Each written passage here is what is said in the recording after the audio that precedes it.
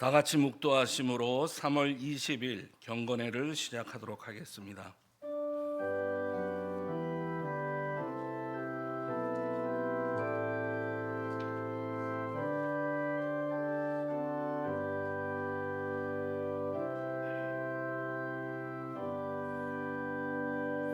사도신경으로 우리의 신앙을 고백합니다.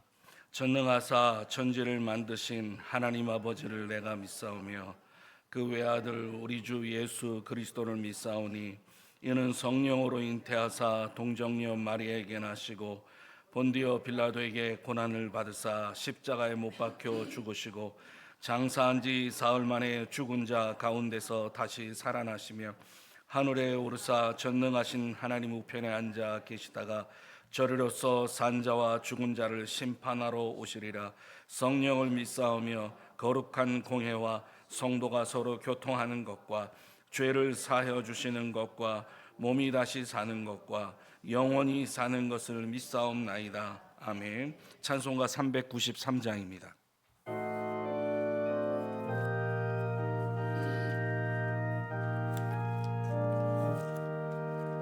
오 신실하신 주 내 아버지여 늘 함께 계시니 두려움 없네.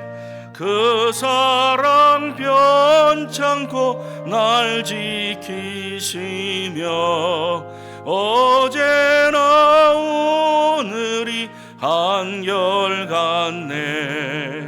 오 신실하신 주, 오 신실하신 주, 날마다 자비를 베푸시며 일용할 모든 것 내게 주시니 오 신실하신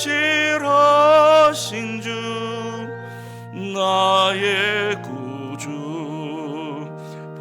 봄철과 또 여름 가을과 겨울 해와 달 별들도 다 주의 것 만물이 주 영광 드러내도다. 신실한 주 사랑 나타내네. 오 신실하신 주, 오 신실하신 주 마다 자비를 베푸시며 일용할 모든 것 내려주시니 오 신실하신 주 나의 구주 내 죄를 사하여 안위하시고 주 친히 오셔서 인도하네. 오늘의 힘되고 내일의 소망 주만이 만복을 내리시네. 오 신실하신 주, 오 신실하신 주 날마다 자비를 베푸신 일용할 모든 것 내려주시니 오 신실하신 주 나의 구주. 아멘. 기도하겠습니다. 하나님 아버지, 학업을 잠시 멈추고 주 앞에 나와서 예배합니다. 우리의 찬양을 받아주시고 우리의 기도를 받아주시고 주님께서 말씀으로 우리를 찾아오시옵소서. 그리하여 이 시간이 주의 영광이 가득한 시간 되게 하여 주시옵소서. 하나님 아버지, 주님 뜻대로 산다고 결심하고 정말 작정할 때가 얼마나 많은지 모릅니다. 그럼에도 불구하고 연약해서 넘어지고 또다시 넘어집니다. 하나님, 우리의 죄를 용서해 주시옵시고 주의 피로 씻어 주셔서 연약함에서 일어나게 하시고 죄악됨에서 승리할 수 있도록 하나님 도와주시옵소서. 하나님, 이 시간 특별히 우리 유학생들을 위해서 기도합니다. 자신의 나라와 고향을 떠나서 낯선 땅에 와서 새로운 삶을 시작하고 또한 새로운 공부를 시작합니다. 여러 가지 어려움이 있을 터인데 주님께서 그들에게 힘과 능력을 주셔서 잘 적응하고 배움의 기쁨을 누릴 수 있도록 하나님 도와주시옵소서. 어려울 때 힘을 주시옵시고 또 주님을 찾을 수 있는 복음도 저들이 받아들일 수 있도록 하나님 역사해 주시옵소서. 그래서 저 학생들을 통해서 우리에게 선교의 기회가 주어질 수 있도록 하나님 또한 도와주시옵소서. 저희 학교를 이끌고 가시는 총장님과 또한 교회와 그리고 두 이사회 주님께서 모두 다 축복해 주셔서 하나님께서 이 학교를 세우신 목적에 부족함이 없도록 달려나갈 수 있도록 하나님 은혜를 베풀어 주시옵소서. 이번 학기도 주의 은혜 가운데 수업을 하며 하나님의 영광을 보길 원합니다. 하나님 붙잡아 주시옵소서. 병든 학우가 있다면 치료해 주시옵시고 연약한 학우가 있다면 주님 강건케 하여 주시옵시고 물질이 필요한 학우가 있다면 주님께서 채워 주시옵소서. 이 시간 주님께서 사랑하는 종을 세워주시니 감사합니다. 말씀을 들을 때 우리의 영혼이 살아나게 하시고 주의 얼굴을 뵙는 복된 시간 되게 하옵소서. 주 예수 그리스도의 이름으로 기도드립니다. 아멘.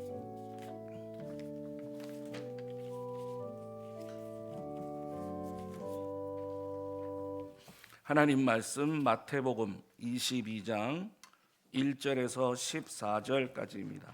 마태복음 22장 1절에서 14절까지 저와 여러분이 한 절씩 교독하도록 하겠습니다. 마태복음 22장 1절에서 14절까지. 예수께서 다시 비유로 대답하여 이르시되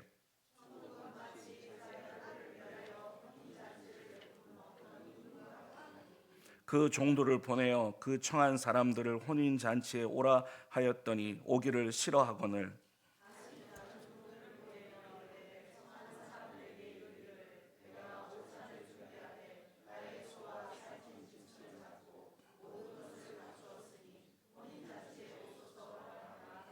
그들이 돌아보지도 않고 한 사람은 자기 밭으로 한 사람은 자기 사업하러 가고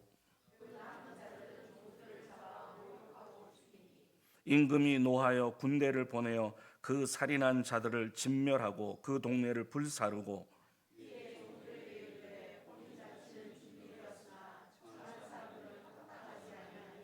네 거리 길에 가서 사람을 만나는 대로 혼인잔치에 청하여 오라 한대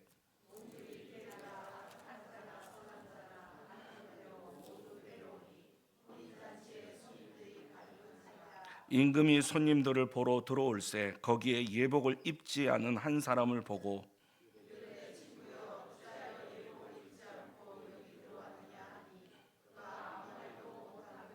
임금이 사환들에게 말하되 그 손발을 묶어 바깥 어두운 데에 내던지라 거기서 슬피 울며 이를 갈게 되리라 하니라. 다 같이 있습니다. 청함을 받은 자는 많되 택함을 입은 자는 적으니라. 아멘. 이 시간 허주 교수님 나오셔서 말씀 전해 주시겠습니다. 허주 교수님은 작년 2학기부터 저희 학교에 수업을 담당하고 계십니다. 목사님 나오셔서 교수님 나오셔서 말씀 전하실 때 은혜 받으시기 바랍니다. 감사합니다. 목사님 나오시겠습니다.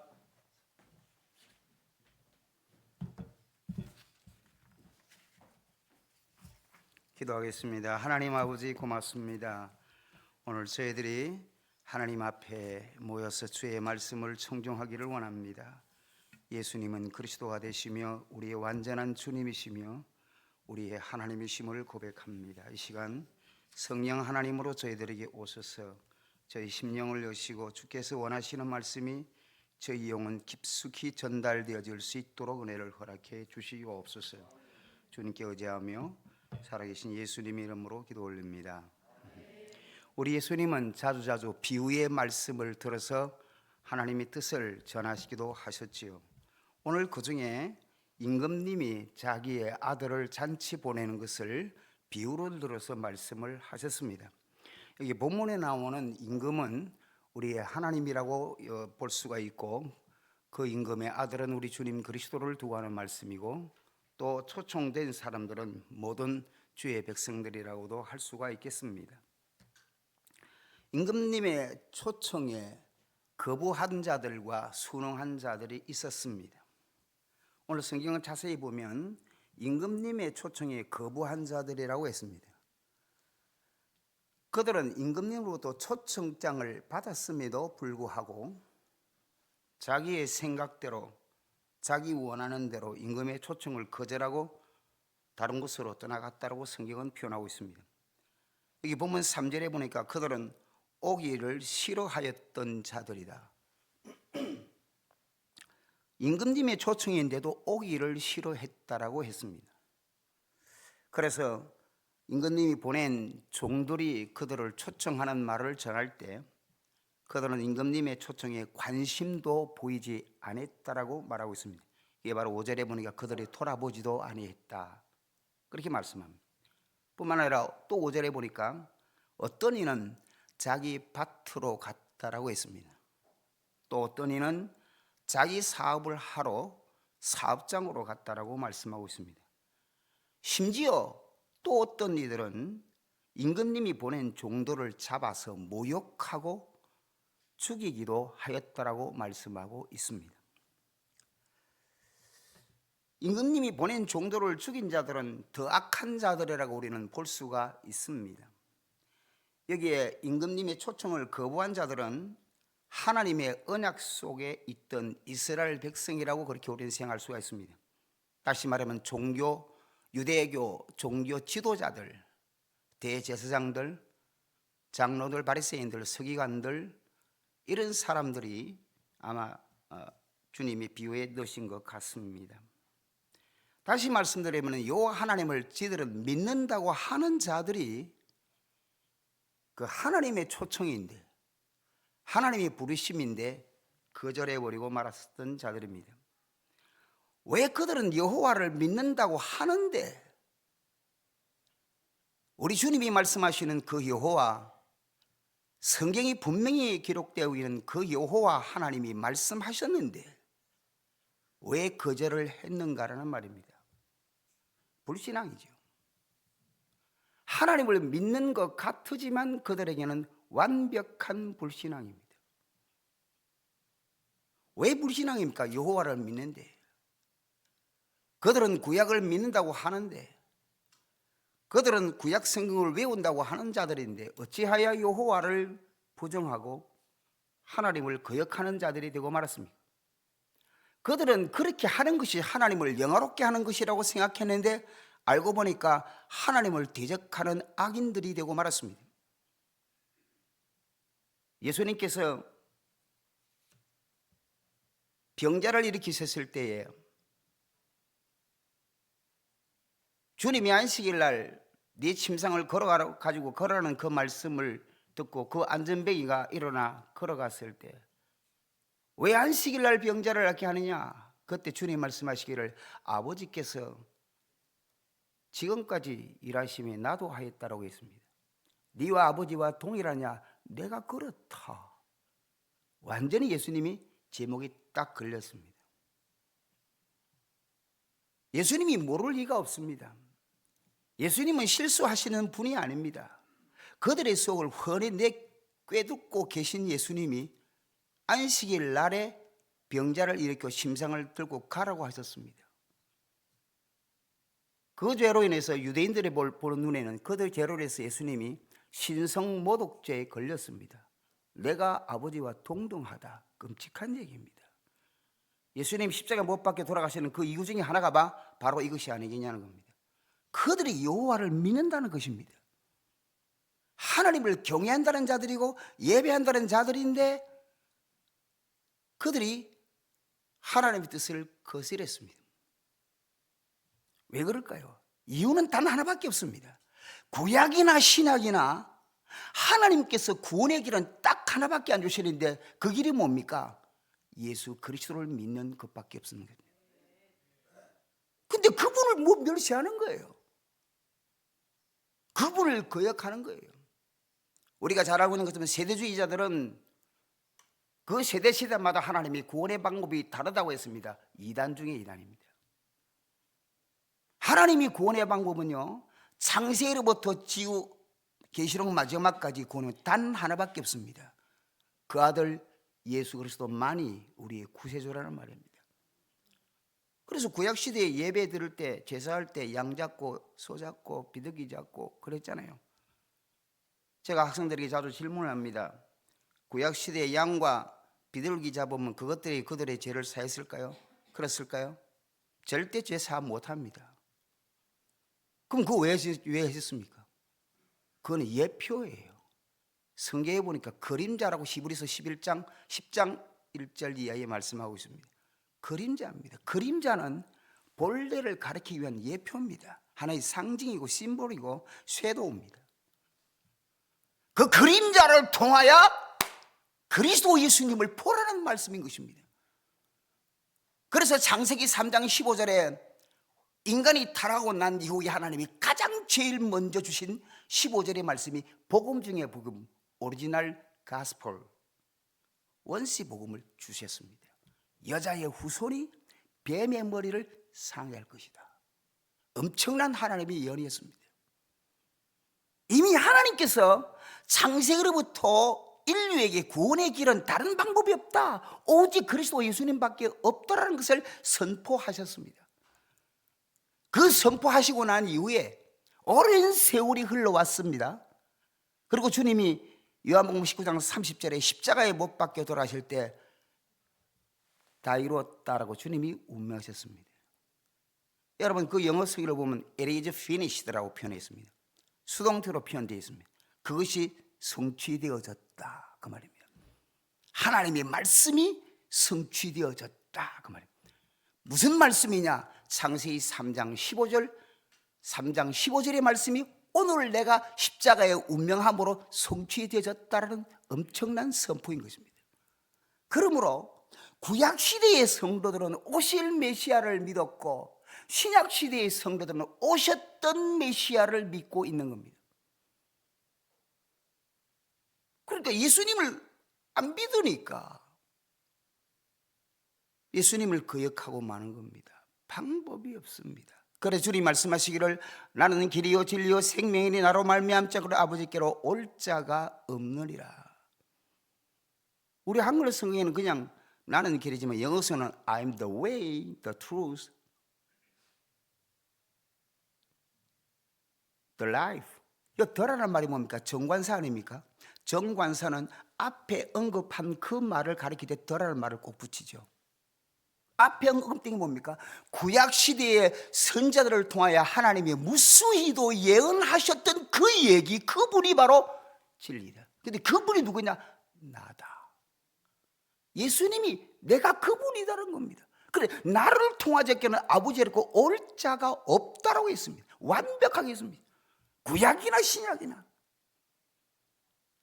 아무리 여호와를 불러도 아무리 하나님을 찬양해도 그리스도를 통하지 않고는 하나님께로 갈 자가 없고 만날 자가 없다는 것입니다. 그러니까 주님을 모르는 자들이, 이 사람들이 모르면서 불순종하게 됩니다. 불신앙하게 되고 불순종하게 되죠. 다시 말씀드리면 그들은 성경에 대한 무지와 하나님이 수많은 증거들을 선자들과 여러 가지 증거를 통해 보여주었습니다마는 완벽하게 곡해하였던 자들이었습니다. 그러면서 그들은 교만하였고 태만하였으며 잘못된 사상과 사고에 잡혀있기 때문에 그들은 그리스도 예수님을 부정하고야 말았던 것입니다. 좀 더 자세하게 말씀을 드리고 싶습니다. 유대인들의 잘못된 사상이 뭡니까? 많이 있습니다만 특히 세 가지 정도 말씀드리겠습니다. 하나는 틀린 메시아관입니다. 그들은 생각하기를 메시아가 오실 것인데 그 메시아는 다윗같이 위대한 영웅이 오실 거라고 생각했습니다. 그러나 750년에 이사야 선지자는 이미 예언했습니다. 아무도 그를 흠모할 자가 없을 거라고 예언했습니다. 뿐만 아니라 멸시를 받아서 사람들에게 버림을 받을 것이라는 말씀이 이사야서 53장에 벌써 이사야 선지자는 보고 예언을 하였던 것입니다. 우리 예수님이 다윗같이 영웅으로 귀족 중에 귀족으로 태어났다면 와, 우리의 영웅, 우리를 로마로부터 해방시킬 영웅이 오셨구나 하고 환영할 텐데, 목수의 아들이고 베냐민 나사렛에서 자라나시고 천민 중에서 거하셨던 그 나사렛은 주로 보면 우범지역같이 별로 좋은 평가가 없는 그런 도시에서 자라났던 그 예수님을 보니까 전혀 메시아간이 자기들 볼 때는 아니었습니다. 그래서 골로새 2장 2절과 1장 17절에 하나님에게는 비밀이 있는데 그 비밀이 예수 그리스도라는 겁니다. 아무나 아는 게 아닙니다. 예수 그리스도는 아무나 아는 게 아닙니다. 비밀은 아무나 다 아면 그건 비밀이 아니죠. 비밀은 너와 나만이 아는 거예요. 하나님이 비밀이야. 누가 비밀이냐? 예수 그리스도가 비밀입니다. 그들의 잘못된 사상이 뭡니까? 틀린 구원관입니다. 그들은 율법을 따라 행해야만이 구원을 얻는다라고 말씀하고 있습니다. 율법주의적 구원관이지요. 그러나 성경은 분명히 말씀하기를 의롭게 되는 비결은 오직 그리스도를 믿음으로만이 된다라고 말씀하고 있습니다. 하박국서 2장 4절에 말씀하셨고 그 말씀을 바울이 로마서 1장 17절에서 오직 믿음으로 말미암아 의롭게 되고 산다라고 하셨습니다. 누구를 믿는 겁니까? 우리 죄를 위해 십자가에 돌아가셨던 그리스도 예수님을 믿는 겁니다. 우리의 과거가 어떤 죄를 지었느냐, 우리가 지금 어떤 상태냐, 그거 물어보지 않습니다. 그 예수님 앞에 나서 주님을 고백하고 그분을 믿을 때 우리는 구원의 백성, 하나님 나라의 백성이 되는 줄 믿습니다. 여러분, 지옥은 누가 가는 줄 아십니까?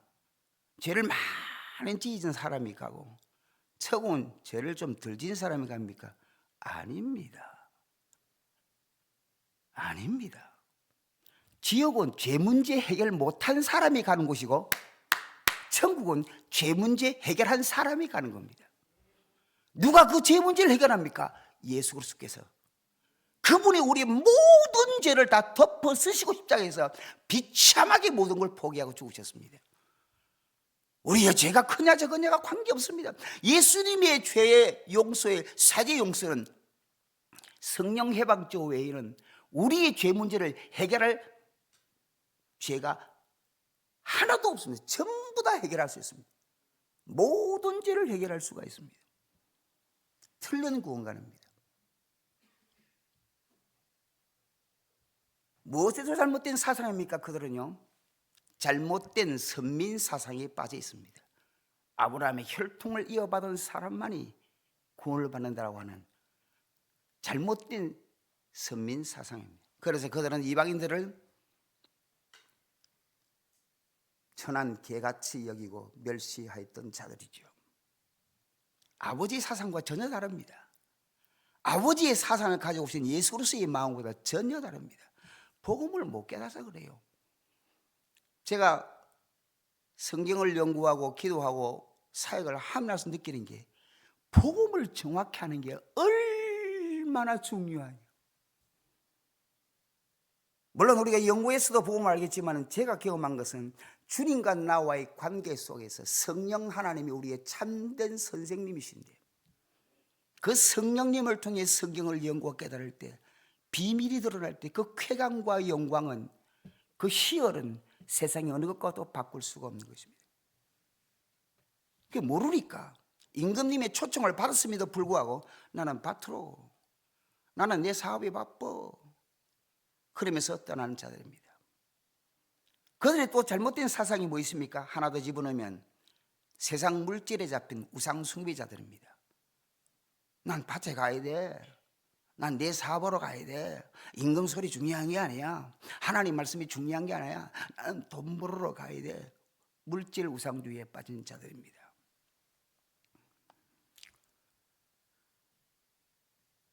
그러므로 그들은 마음이 그리스도를 만나지 못하고 하나님의 사랑을 못 받으니까 강팍해질 대로 강팍해져서 왕이 보내신, 임금이 보내신 종들을 모욕하며 죽이며 학대했다라고 말씀하고 있습니다. 복음 모르면 그렇습니다.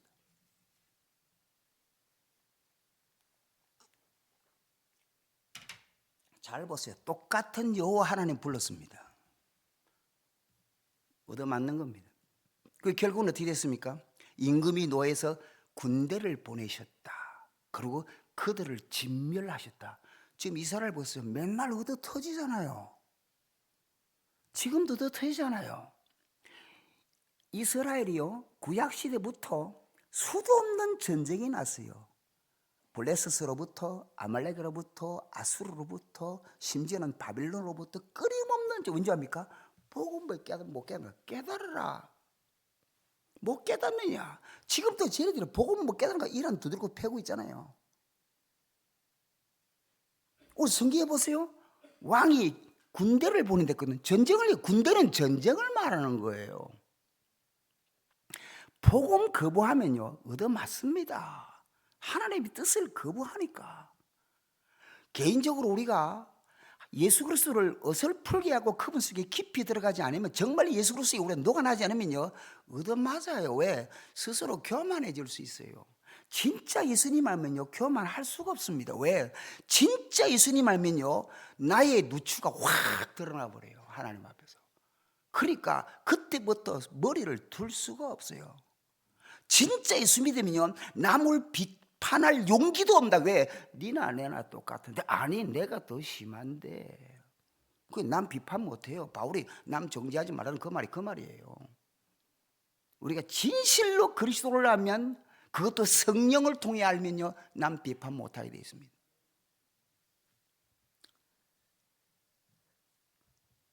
어떤 자들이 있었습니까? 두 번째로는 초청에 응한 자들이었습니다.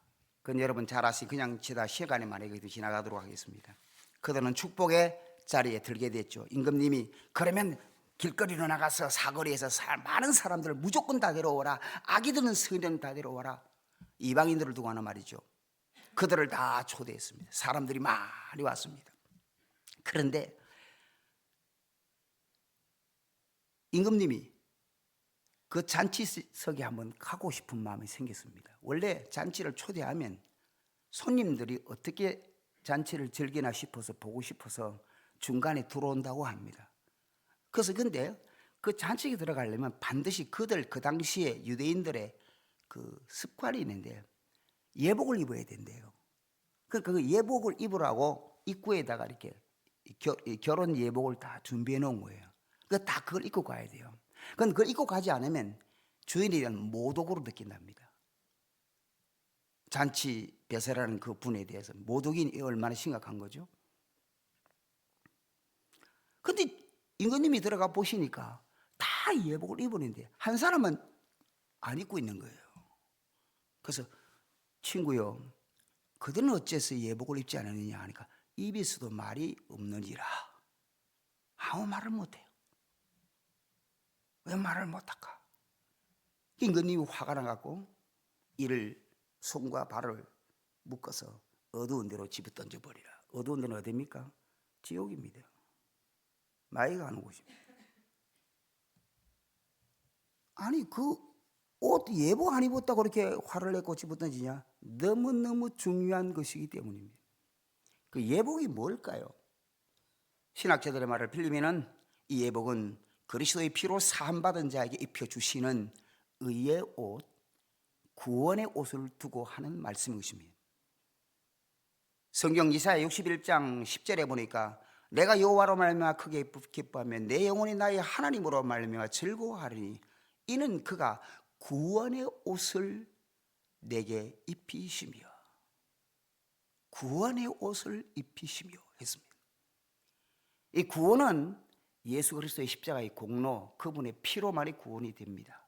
그 피를 받아들일 때 됩니다. 다시 말하면 예수 그리스도의 피를 내 마음에 받아들이고 그분의 십자가의 사역을 내가 온전히 믿고 신뢰하고 고백할 때 우리 마음은 회개하게 되고 진실로 그리스도 예수님을 받아들이고 믿게 된다는 것입니다. 그래서 로마서 10장 9절 10절에 마음으로 믿고 입으로 시인해야 의롭게 되고 구원에 이른다라고 말씀하고 있죠. 또 뿐만 아니라 이 예복을 입었다는 그 말은 요한계시록 19장 18절에 보니까 이렇게 기록되어 있습니다. 우리가 즐거워하고 크게 기뻐하며 그에게 영광을 돌리세 어린 양의 혼인 계약에 이르렀고 그의 아내가 자식을 준비하였으므로 그에게 빛나고 깨끗한 세마포 옷을 입도록 하셨으니 이 세마포 옷은 성도들의 옳은 행실이라. 뭔 말이죠? 우리의 옳은 행실이랍니다. 우리는 바울 신학에 엄청 집중되어 있습니다. 맞습니다. 지극히 성경적입니다. 오직 믿음으로만 의롭게 됩니다. 오직 믿음으로만 구원받습니다. 어떤 행함이 아닙니다. 우리가 어떤 행함을 한다 하나님이 의롭다 하실 일이 있습니까? 없습니다.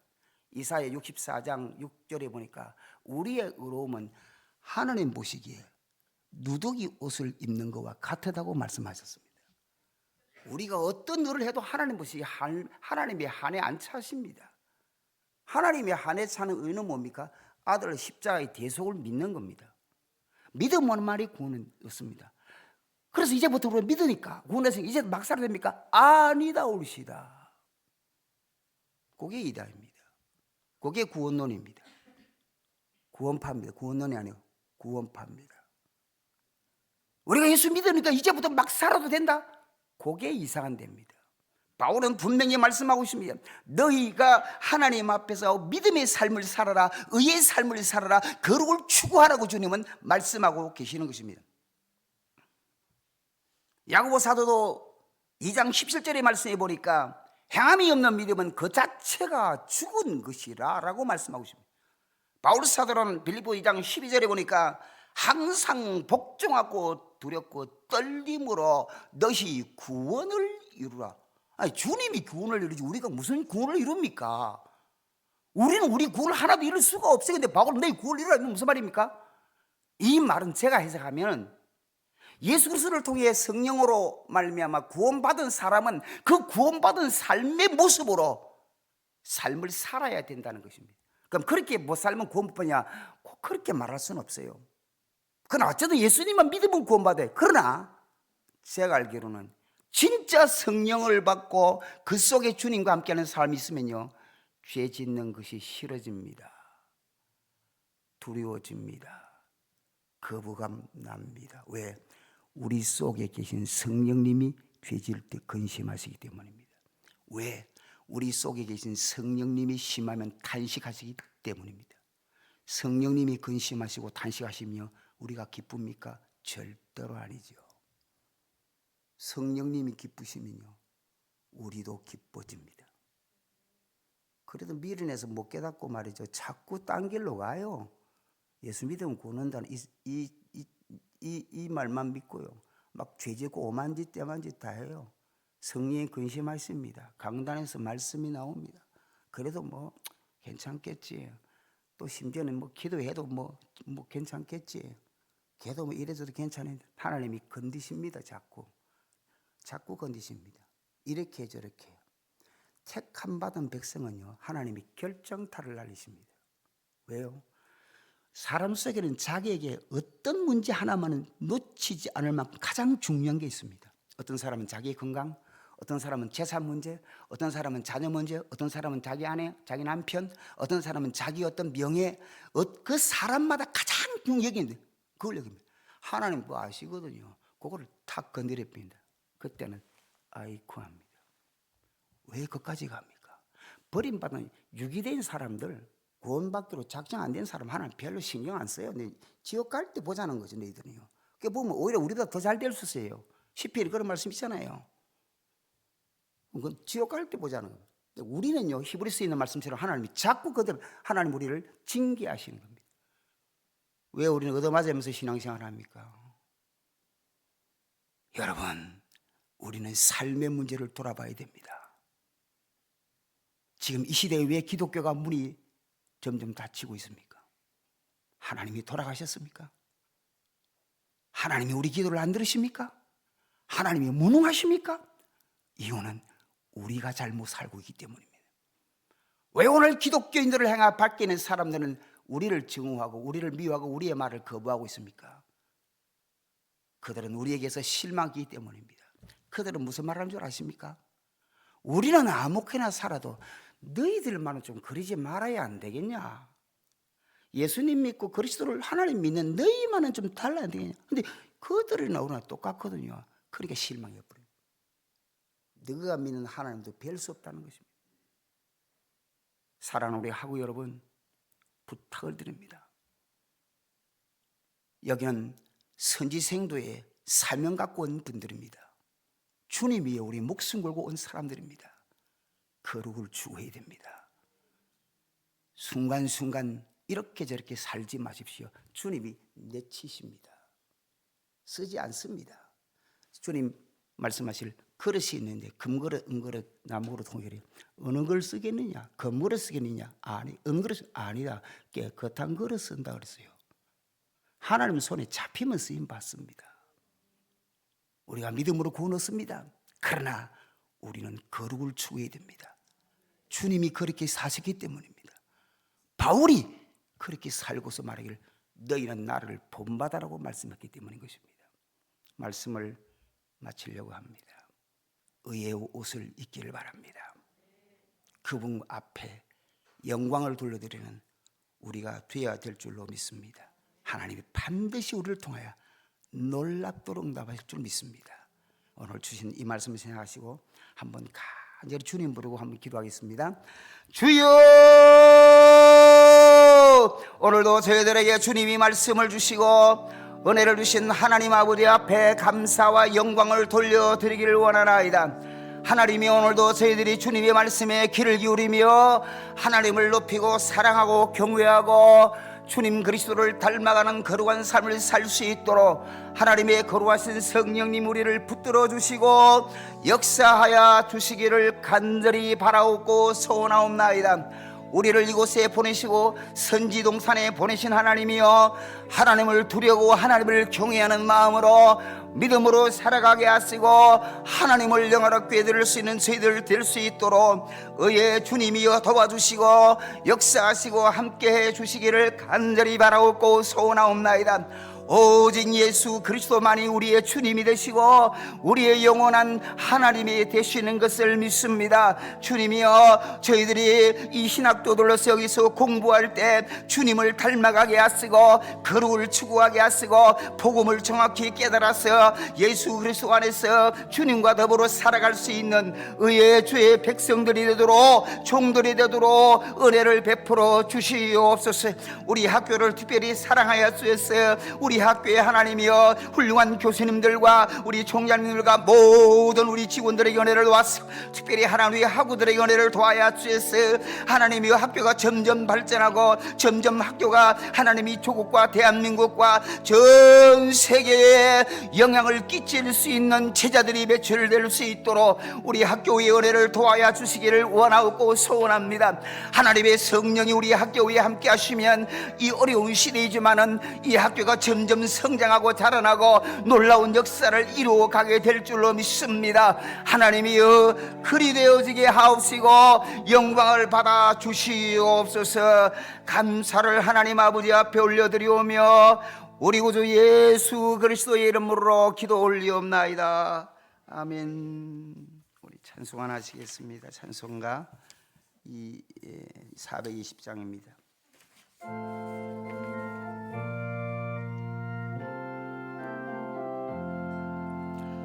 너 성결기 위에 늘 기도하며 너 주 안에 있어 늘 성경 보고 온 형제들 함께 늘 사귀면서 일하기 전마다 너 기도하라. 너 성결기 위에 내 머리 숙여 저 은밀히 계신 내 주께 빌라. 주 사귀어 살면 주 닮으리니 널 보는 이마다 주 생각하리.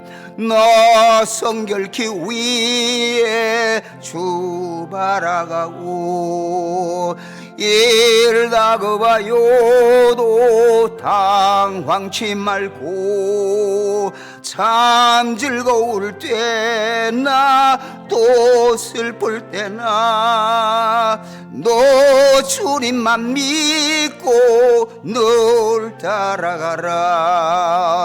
너 성결케 위에 늘 기도하며 내 소원을 주께 다 맡기어라.